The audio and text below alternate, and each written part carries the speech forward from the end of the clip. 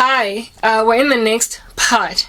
I hope you checked out the previous part. I'm giggling because of what I said just before I got on that part, so please go catch that context, alright?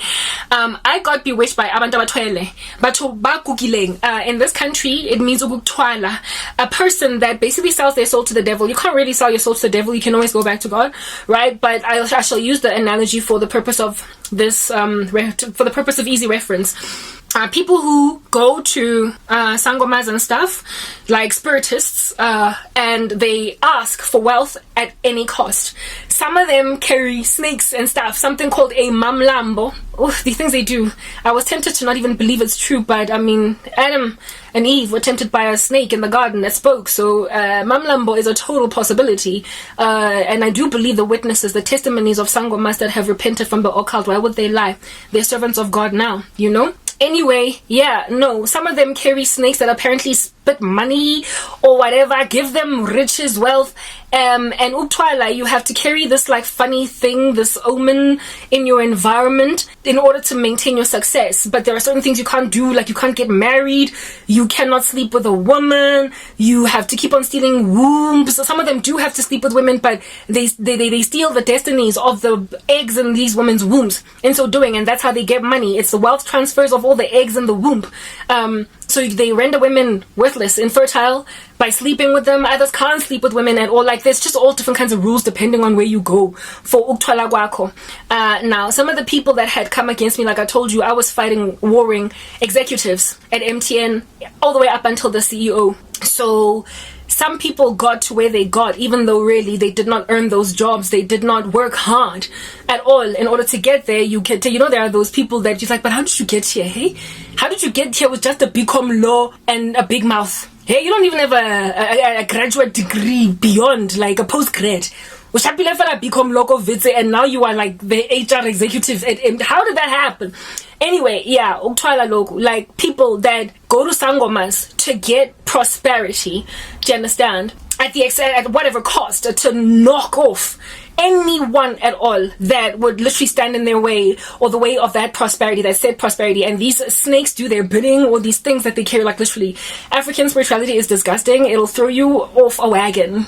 Okay, you be out here chilling, like relaxed in the 16th century in a wagon, and then you will come to Africa in a time machine and you will be knocked off that wagon.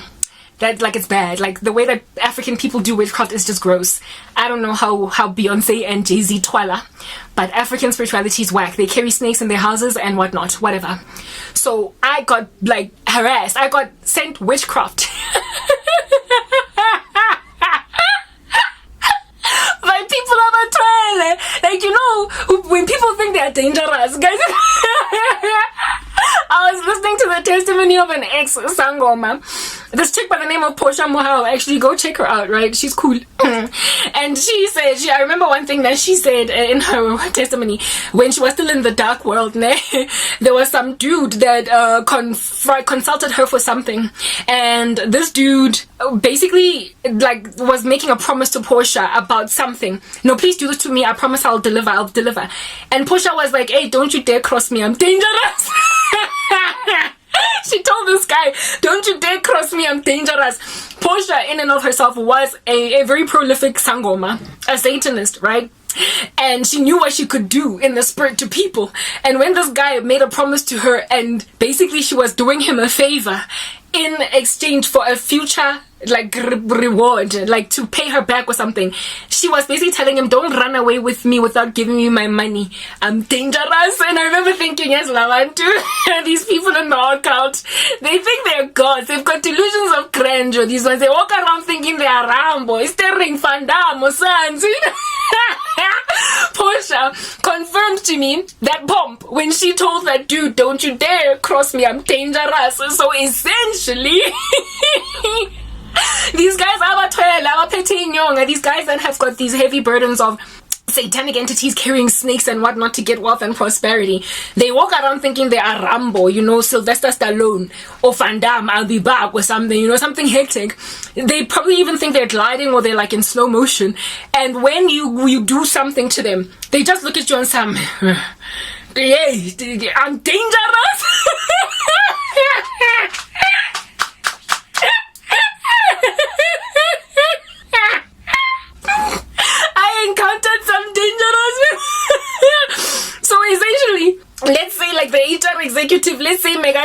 of MTN at the time. When I was busy writing an email, an angry, upset, huffing and puffing email, he was like, this girl doesn't know me, I'm dangerous. Thinking about Umamlambo back at home. He's like, that's the Mundona. Like bashing their chests on top of a mountain.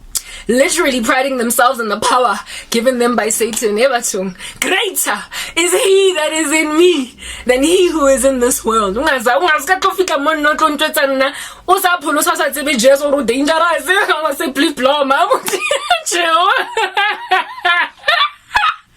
Hey, I got on the toes. I stepped on the toes of some apparently very dangerous people, and these people basically responded to me on some, hey, this girl doesn't know what she's dealing with. I'm the HR executive of MTN with nothing but a BCom law. I got here without even being able to piece a sentence together.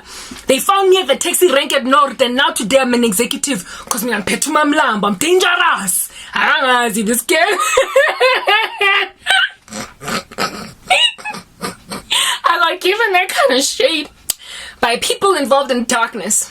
But I'm walking in the authority of Christ, and ever since coming under Him, I've always known that authority. I've always sat on it, stood on it, professed it, claimed it, hallelujah. I've always known that God is strong. Goodness, I was immediately convicted. Like I never ever shivered, even in the slightest, in light of occult magic, it doing whatever. When I came to Christ, I knew that He is that great power that exceeds all. He is the great I am. He is the creator of all things, and I will trample on that dangerous man because he's a serpent and he's a scorpion. All of His power I will coup and I will overwhelm. Let's move on to the next part. I need to blow my nose and I need to just kind of wipe my hands to do that. Okay.